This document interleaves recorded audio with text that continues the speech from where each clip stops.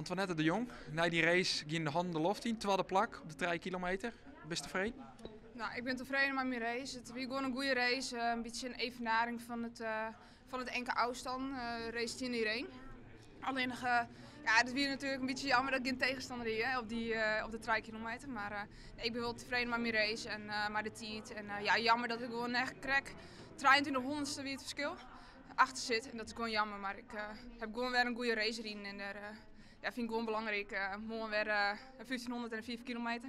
Weer 2 mooie races en riet in Anouk, dus dat is wel mooi. Mooie tegenstander en weer ja, 2 mooie races hoop ik. Ja. Ja, die is nou 31 voor op Anouk van der Weijden. Is dat genoeg mooi? Wat denk je? Nou, ik heb een goede 1500 in huis, maar ik gewoon proberen weer een goede race erin. En ja, denk aan aandachtspunten en dan ja, hopen dat het een goede tijd komt. Ja, morgen dus ja, de slotfase. Als er nou even rondjes op de oranje dagen, is het er goed op? Ja, zeker. Ik denk juist weer een goede 400. En je moet weer een goede 3 kilometer del zetten. En ja, nou, ik hoop dat er morgen een goede 1500 uitkomt. En dan ja, de 4 kilometer natuurlijk racen. En dan zien wat eruit komt. Maar ja, ik heb er wel vertrouwen in en moet met wel goed komen. Ja, Stier is nog net op het podium bij het NK Allround. En dan kan het nou samenwezen. Ja, dat is op de hoogste plak stiest uiteindelijk morgen. Nou, dat hoop ik wel, ja. Daar ga ik voor. Ja.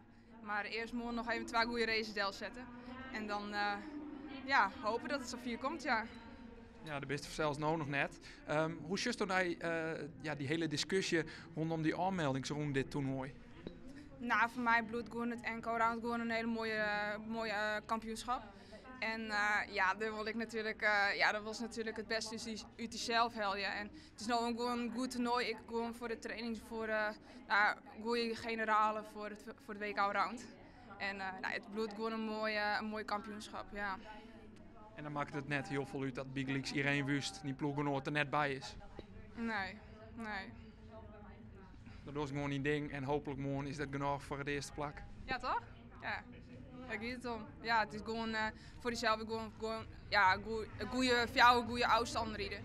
En ja, dan is het morgen wel wat eruit komt.